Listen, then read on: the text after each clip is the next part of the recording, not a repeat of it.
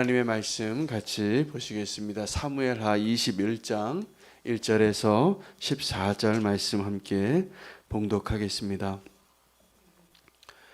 다윗의 시대에 해를 거듭하여 3년 기근이 있으므로 다윗이 여호와 앞에 간구하매 여호와께서 이르시되 이는 사울과 피를 흘린 그의 집으로 말미암음이니 그가 기브온 사람을 죽였음이니라 하시니라. 기브온 사람은 이스라엘 족속이 아니요 그들은 아모리 사람 중에서 남은 자라. 이스라엘 족속들이 전에 그들에게 맹세하였거늘 사울이 이스라엘과 유다 족속을 위하여 열심히 있으므로 그들을 죽이고자 하였더라. 이에 왕이 기브온 사람을 불러 그들에게 물으니라. 다윗이 그들에게 묻되 내가 너희를 위하여 어떻게 하랴?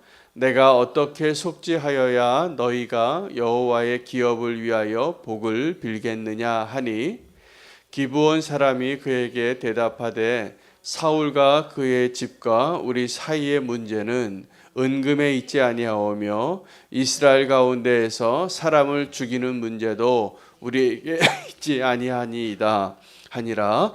왕이 이르되 너희가 말하는 대로 시행하리라.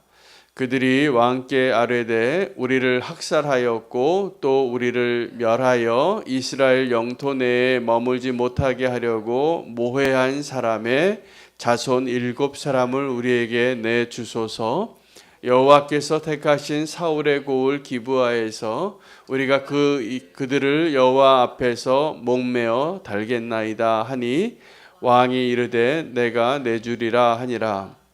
그러나 다윗과 사울의 아들 요나단 사이에 서로 여호와를 두고 맹세한 것이 있으므로 왕이 사울의 손자 요나단의 아들 무비보셋은 아끼고 왕이 이에 아야의 딸 리스바에게서 난 자 곧 사울의 두 아들 알모니와 무비보셋과 사울의 딸 메랍에게서 난 자 곧 무할랏 사람 바르실레의 아들 아드리엘의 5 아들을 붙잡아 그들을 기브온 사람의 손에 넘기니 기브온 사람이 그들을 산 위에서 여호와 앞에 목매어 달매 그들 7사람이 동시에 죽으니 죽은 때는 곡식 베는 첫날 곧 보리를 베기 시작하는 때더라.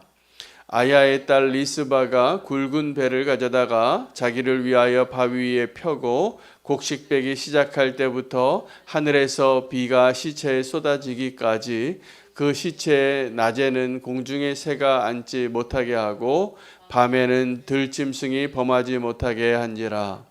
이에 아야의 딸 사울의 첩 리스바가 행한 일이 다윗에게 알려지매 다윗이 가서 사울의 뼈와 그의 아들 요나단의 뼈를 길르앗 야베스 사람에게서 가져가니 이는 전에 블레셋 사람들이 사울을 길보아에서 죽여 블레셋 사람들이 벳산 거리에 매단 것을 그들이 가만히 가져온 것이라.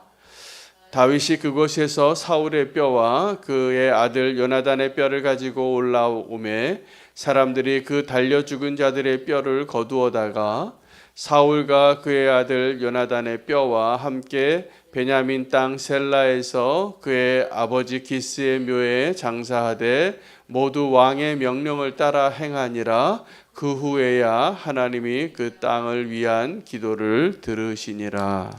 아멘. 하나님의 말씀입니다. 예수님께서 우리가 천국에 들어가기 위해서 반드시 해야 할 일이 있는데 누가 나에게 원한을 갖고 있으면 그것을 꼭 가서 풀고 화해해야 한다고 말씀하셨습니다. 그래야 천국에 들어갈 수 있다. 그들의 원한이 남아 있으면 천국에 들어가는 일이 어렵다라고 말씀하셨는데 오늘은 다윗의 시대에 3년 기근이 있으면서 다윗이 알지 못했던 한 억울한 일에 대해서 하나님께서 그것을 드러내시는 것이죠. 그리고 그 억울한 일을 풀어주게 합니다. 다윗을 통하여서. 그건 아마 다윗만 할 수 있는 일이었을 거라 믿습니다. 하나님의 마음으로 공평하게 그 일들을 풀어나가고 그것에서만 멈추는 것이 아니라 다윗이 잊었던 자기가 은혜를 베풀고 또 자기가 그 언약을 지켜야 할 것들을 회복합니다. 그래서 하나님께서는 다윗의 삶에 있어서 그가 마땅히 더 해야 할 그 은혜 갚는 일, 또 복수하는 일을 더 완성하게 함으로 인하여 그 기근이 멈추게 되었다는 이 하나의 이야기를 오늘 본문으로 담고 있습니다. 다윗의 시대에 하나님께서 축복하고 모든 것이 형통했는데 어느 해 기근이 임하니까 다윗이 기도하게 됐죠. 이게 왜 이럽니까 하나님? 왜 비가 안 내립니까? 왜 이 땅에 이렇게 어려움이 있습니까?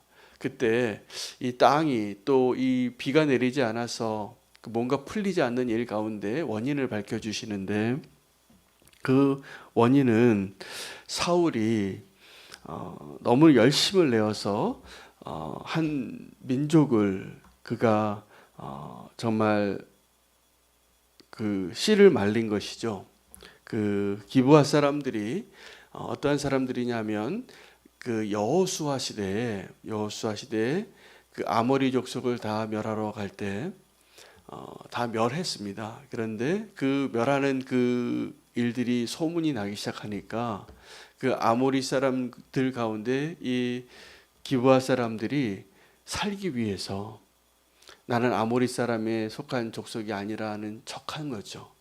그래서 바로 눈앞에 살고 있었던 사람인데 막 곰팡이난 빵 이렇게 들고 막 해진 옷 입고 해진 신발 신고 우리가 멀리서 왔는데 우리를 좀 거두어 달라. 그러니까는 이 여호수아는 아모리 족속이라는 생각은 안 하고 불쌍해서 그들과 맹세를 해요. 너희는 이제 살게 해주겠다. 우리에게 와서 같이 지내게 되자. 그러나 그 거짓말이 금방 들통이 나죠. 그래서 성급한 약속을 한 겁니다. 첫 번째 이 기브아 사람들의 불행이 이 사울의 시대에 있었던 첫 번째 이유는 그 여호수아의 성급한 맹세였어요. 그래서 그때 당시 다른 백성들이 원망합니다. 당신 지도자인데 왜 이렇게 성급하게 잘 헤아려보고 판단하지 못하고 속았냐고. 그래도 어떻게 합니까? 맹세했으니까 맹세를 지킨 거죠. 그래서 이 기브아 사람들은 그 기브아가 아니라 기브온 사람들은 그 이스라엘과 계속 같이 살았어요. 종과 같이. 그런데 그때 후회했던 사람들과 같은 마음으로 이 사울 왕이 하나님과 이스라엘 민족에 대한 열심을 내서 우리는 구별된 족속인데 이 아모리 사람들과 함께 할 수 없다. 그런 열심으로 그들을 지나치게 다 박해하고 다 씨를 말리고 억울한 일을 당하게 한 것이죠.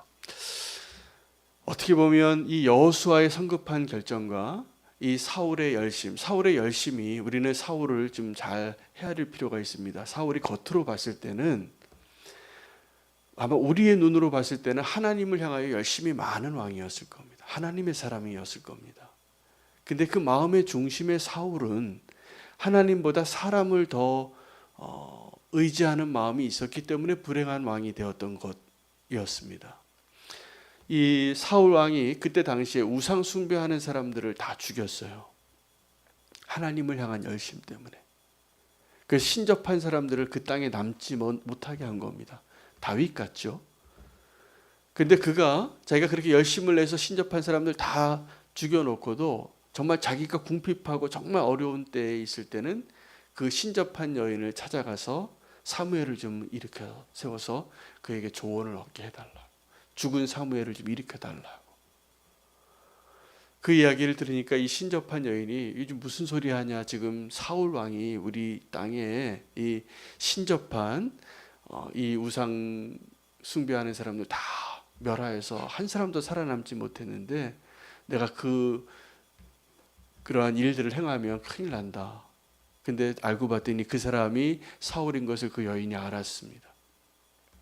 그 사울은 겉으로 봤을 때는 하나님을 위한 열심으로 가득한 사람이었는데 그 중에서 정말 그 마음의 중심에 하나님이 있지 않으면 그 열심이 위험해질 수 있다는 것을 또 보여주는 한 예이기도 합니다. 그가 그 기브온 사람들을 향한 그 열심을 내서 그 그 사람들을 다 박해하고 억울한 죽음을 행하게 한 것이죠.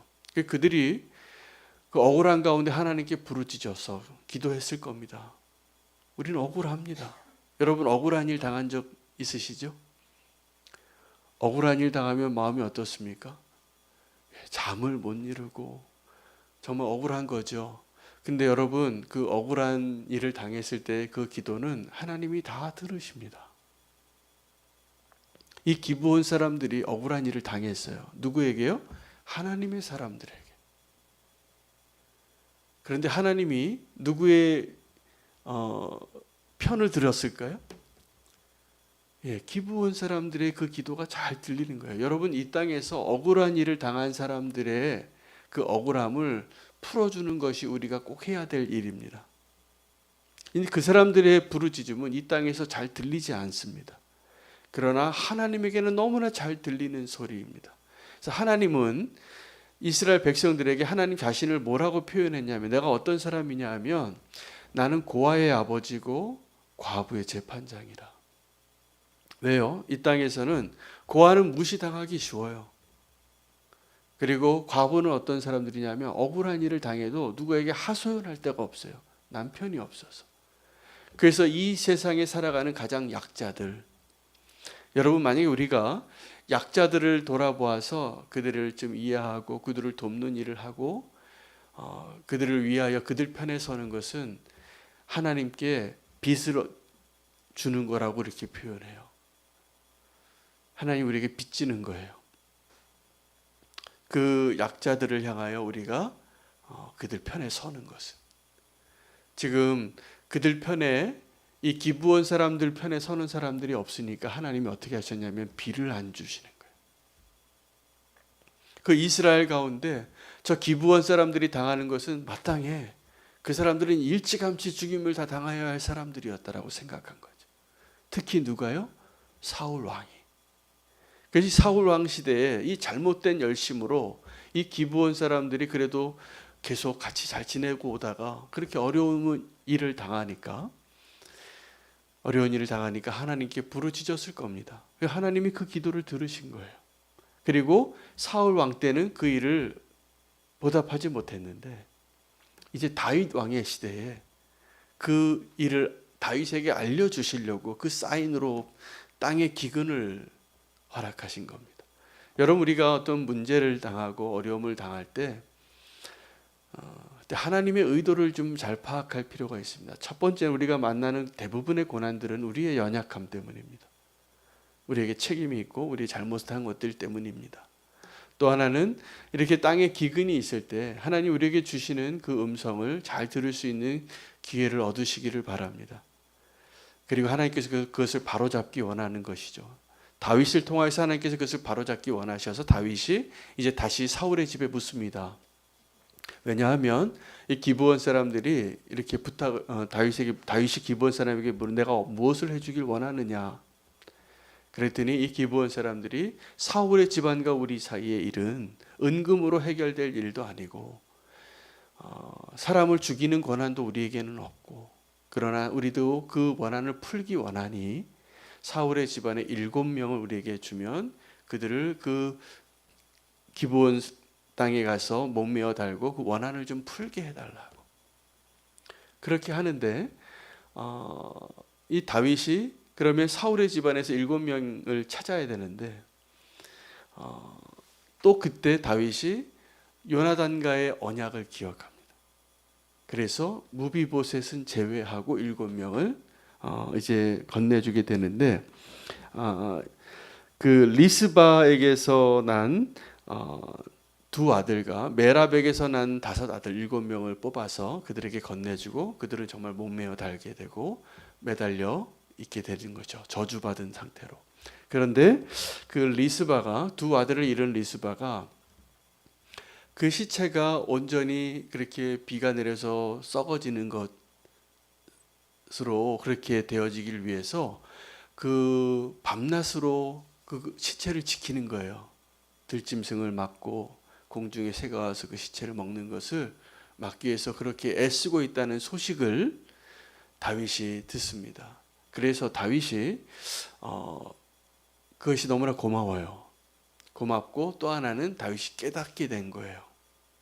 뭘 깨닫게 되냐면 사울 왕과 요나단의 시체가 그때 함께 그렇게 블레셋 사람들에 의해서 저주받은 채로 매달려 있었는데 그들을 이렇게 거두어 준 사람들에게 감사를 했는데 아주 그 죽은 자를 향한 예를 다하여서 그 장사를 지내주지 못했다는 사실을 깨닫게 해주신 겁니다. 그래서 다윗이 그 사울 왕과 또 요나단의 시체와 그리고 이 7명의 시체를 같이 해서 아름다운 그 묘지를 잘 만들어줘서 그 원한을 풀어줬다. 그 얘기예요. 그리고 기근이 멈췄어요. 하나님이 원하시던 일들이 이루어진 것이죠. 그 하나님 원하신 것은 다른 것이 아니라 억울한 일을 당한 자들의 그 부르짖음을 보응해 주시는 것이죠. 여러분, 지금 우리는 살아가면서 내가 누군가에게 어떤 아픔을 줬는지 잘 모르고 살아갑니다. 그래서 약속의 땅에 하나님께서 그 모든 지파들 가운데 꼭 그 도피성이라는 것을 만들어서 그 살인자가 그 도망칠 수 있는 그 도피성을 만들어 놓고 이 땅에는요 우리가 아무리 공의로워도 완벽하게 공의로울 수가 없다는 것을 알아야 합니다. 우리가 알지 못하는 어떠한 순간에도 나 때문에 상처받고 아파하는 사람이 있습니다. 그리고 우리는 지금도 누군가의 그 말과 또 결정과 행동 때문에 우리가 정말 해결되지 못한 아픔을 품고 살아가는 사람들이 꽤 많습니다. 제가 어제도 우리 친척 장례를 다녀왔는데 이모가 돌아가셨는데 저희 가정에 제가 어렸을 때는 좀 넉넉하게 살았습니다. 저희 아버님이. 그런데 저희 그 이모집이 좀 어렵게 사셨었는데 그때는 굉장히 다 어렵게 살던 시절이라 저희 아버님 제가 아주 어렸을 때 그래서 제가 아주 어렸을 때 우리 아버님이 나를 어떻게 키웠는지 사랑했는지를 이야기해 주시는데 제가 눈물이 나더라고요. 그 아버지의 사랑이 너무나 감사하고 이제 돌아가셔서 어떻게 아버지께 더 해드릴 수가 없더라고요. 아버지가 나를 그렇게 사랑하셨구나. 그런 감사한 마음도 들고 또 내가 처음 듣는 얘기를 해주시는 거예요. 이모들이. 그때 우리 집에 섭섭했던 걸 얘기하시는 거예요. 이제. 그때 우리 집은 좀 잘 살고 그 집은 굉장히 못 살았는데 그 집에 이모와 삼촌들을 저희 집이 도와주긴 도와줬는데 섭섭한 게 있으셨어요. 그 말 한마디를 해도 그냥 보통 할 말을 했을 텐데 그분들이 힘들 때는 그게 깊은 상처가 돼서 그게 50년 지나고 60년 지나서 저에게 얘기하시는 거예요. 그렇게 나이 많으신 분이. 그래서 그때 그런 일이 있었단다. 이렇게 하면서 이렇게 얘기를 해주시는데 너무 착하신 가정이에요. 너무 좋은 분들이에요. 그런데 내가 알지 못했던 상처를 받은 걸 얘기하시더라고요. 근데 제가 너무 마음이 죄송했어요. 여러분, 제가 그래서 오늘도 이 말씀이 우리가 살아가면서 내가 알지 못하는 상처를 분명히 우리가 누군가에게 상처를 많이 주고 살아가고 있을 겁니다. 그래서 우리가 할 수만 있다면 하나님 우리에게 기회를 주실 때 은혜를 갚고 그리고 그 상처를 보듬어 줄 수 있는 기회가 있으면 꼭 놓치지 마시기 바랍니다. 오늘 말씀을 통해서 하나님 우리에게 주시는 메시지는 하나님은 공의의 하나님이시고 은혜의 하나님이신데 하나님이 특별히 억울한 일을 당한 자의 기도에 잘 들리시는 분이세요. 근데 우리는 그 소리가 들리지 않아요. 저는 몰랐어요. 아마 지금도 제가 모르는 가운데 저 때문에 상처받고 아파하고 억울한 일을 당할 분들이 참 많았겠구나. 근데 그런 일들이 언제 많으냐 하면 사울처럼 하나님의 뜻이 아닌 일에 내 방식으로 열심히 낼 때 그런 일이 많아져요. 이 사울이 왜 그 기브온 사람들을 아프게 했을까요? 하나님을 위한 열심이에요. 이 이스라엘 민족과 유다 지파를 위한 그 열심 때문에 누군가를 학대한 거예요. 이게 하나님을 위한 일이라고 생각하고, 여러분, 우리가 하나님을 위한 열심을 낼 때 꼭 균형 잡힌 생각이 필요합니다. 이 일로 인하여 누가 아파하거나 또 억울한 일을 당하는 사람은 없을까? 우리는 분명히 그런 연약함 가운데 살아갈 가능성이 높습니다. 오늘 기도할 제목은 이 다윗에게서, 다윗이 행한 일 가운데 다윗이 그 원수 갚는 일 가운데에도 은혜를 지켰어요. 요나단과의 약속을 기억하고 무비보셋을 내놓지 않아요. 그 언약을 지키는 자로 사는 것이죠. 여러분, 우리가 꼭 지켜야 할 언약을 잘 지키시기를 바랍니다. 또 하나는 우리가 갚아야 할 은혜를 꼭 갚으시기 바랍니다. 그래서 이 여인이죠, 이 리스바가 행한 일을 통하여서 다윗이 깨달은 거예요. 또 자기가 사울과 요나단에게 더 잘해줬어야 될 것을 깨닫게 된 것이죠. 그래서 그들을 다 모아서 기스의 집안의 그 선산에 잘 안장하고, 하나님께서 그걸 원하시는 거죠. 하나님은 우리가 원수 갚는 자로 살기를 원치 않으십니다. 하나님 원수 갚아주실 겁니다. 그 대신 하나님은 우리가 은혜 갚는 자가 되시기를 원하실 겁니다. 그래서 은혜 갚는 자로 사시기를 축복합니다. 여러분, 은혜 갚는 것은요, 우리가 몰라요. 뭘 은혜 받았는지도, 내가 뭘 잘못했는지도 몰라요. 근데 하나님께서 그것을 알게 해주신다면 그 일을 꼭 행하시기를 바랍니다. 그때 3년 기근이 끝나는 거예요. 그 고난의 시간을 통해서 하나님께서 이 다윗의 집안에, 다윗에게 또 하나님께서 은혜 갚는 일을 인도하시는 것을 보게 됩니다. 오늘 우리가 하루를 살면서 주님의 말씀 기억하시고, 억울한 일 때문에 원수 갚아야지, 하나님 이거 너무나 억울해요, 이렇게 기도하지 않으셔도 돼요. 하나님 다 알아요, 우리의 억울함을. 그러나 우리가 알지 못하는 가운데 잊고 살았거나 은혜를 갚지 못한 것이 있다면 그것을 보여주게 해주시기를 위해서 기도하기를 바랍니다. 그리고 그 일을 이루시기를 바랍니다. 하나님이 형통케 해주실 것입니다. 또 하나는 우리가 축복하는 자로 살아야 한다는 거예요. 누군가를 미워하고 그 마음에 상처를 안고 살지 마시기를 바랍니다. 축복하는 자로 살기를 바랍니다. 그래서 우리는 이 땅에 축복하는 자로 살기 위하여 하나님이 부르신 거예요. 세상은 서로 원수 갚는 그 일을 위해서 그렇게 살아가는데, 우리는 그걸 풀어주고 축복하고 하나님 은혜 가운데 사는 자의 주인공이 되시기를 축복합니다. 많이 축복하세요. 축복하시고 사시는 것이 우리가 행복해지는 길이고 하나님의 뜻이 이 땅에 이루어지는 길인 것을 믿습니다. 함께 기도하겠습니다. 오늘 말씀 붙잡고 우리가